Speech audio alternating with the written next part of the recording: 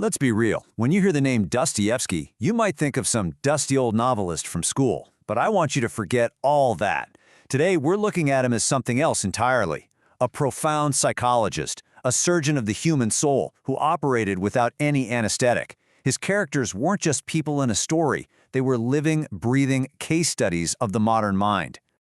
And he kicks things off with a pretty terrifying question, right? What if that constant inner voice, that hyper-awareness that you think makes you, well, you, what if it was actually a sickness? We're going to explore that exact idea through two of his most iconic characters, two sides of the very same lonely modern coin. All right, so first up, we meet a character who might feel, I don't know, almost painfully familiar. He's the unnamed narrator of White Nights, this lonely romantic figure we'll just call the dreamer. And his story, it's all about that razor-thin line between imagination and total isolation. Yeah, this quote just gets right to the heart of his entire existence. See, he lives in this big, bustling city, St. Petersburg, but his real life, the one that has any color or feeling, it all happens inside his head. His imagination isn't just a hobby, it's his fortress. He wanders the streets, making up these elaborate, beautiful fantasies about total strangers, giving them lives and conversations he could never have himself. It's this incredibly rich inner world, but it makes him a ghost in the real one. Dostoevsky just paints this brilliant picture of urban alienation. The dreamer literally watches the entire city pack up and leave for the summer, and he feels completely left behind. His loneliness, it isn't just a mood, it's this deep, gnawing hunger for a real, genuine bond. But, and this is crucial, his isolation is painful, but it's not bitter. It's filled with this kind of romantic sadness, this constant, almost naive hope that one day his fantasy will finally spill over into reality. And then, for 4 short nights, it happens. His dream seems to come true.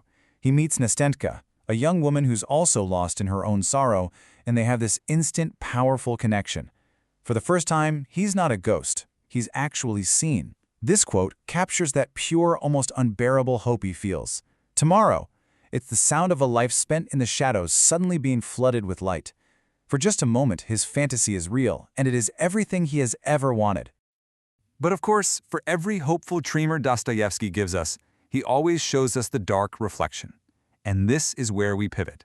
We're leaving the world of fantasy and hope and diving straight into one of cold reality and pure, uncut spite. So let's meet the narrator of Notes from Underground. This guy is so influential, he literally became a whole literary archetype. And this is how he introduces himself. No preamble, no excuses, just a raw, aggressive confession of self-loathing. Where the dreamer is gentle and shy, the underground man is hostile, and he is proud of his own misery. Now, this slide is so important because it defines a condition. The underground, it's not a real place. It's a state of mind. It's a complete divorce from what he calls real life. It's retreating into this cellar of bitterness where he can analyze every single one of his failings without ever having to actually do anything about them. And there it is, the core of his whole philosophy, the direct answer to our opening question. For this guy, self-awareness is not enlightening. It's a curse. It's the disease that makes him painfully aware of every good and beautiful ideal, only to feel the stronger pull to do the exact opposite. And this is where it gets really twisted. This is the great paradox. He doesn't just suffer, he wallows in it. He gets this perverse kind of pleasure from his own humiliation. There's a sweetness in knowing you've hit rock bottom, because from there's no pressure to be any better. There's just the freedom of being completely depraved. So to really see this psychology in action, Dostoevsky gives us a case study. And let me tell you, it is one of the most painfully awkward and psychologically brilliant scenes in all of literature. Okay, get this. He knows he's not wanted at this dinner. He actually hates these guys, but he goes anyway, driven by this compulsive need to feel insulted. He gets there early, makes a total fool of himself, and is completely ignored. They behave, in his words, as though I were not in the room. And this just fuels this intense, violent fantasy of revenge, which he then decides he has to act on. So, unable to get revenge on his so-called enemies, he turns all of that toxic energy onto someone more vulnerable. He finds Liza, a young, quiet prostitute, and he sees her not as a person, but as a canvas to paint his own drama onto. He delivers this long, passionate monologue to her. It's totally artificial, all stuff he read in books. filled with these romantic ideas about love and redemption. He paints this beautiful picture of a life she could have and a horrific one of the death that's waiting for her. He moves her to tears, to complete despair. On the surface, he seems like a savior. But the truth comes crashing down when Liza, actually moved by his words, shows up at his apartment a few days later. The moment she offers him genuine compassion, he just explodes and confesses everything. His sermon wasn't about her, it was about him. It was a performance designed to give him a sense of power over another person, all to soothe his own ego after the dinner party.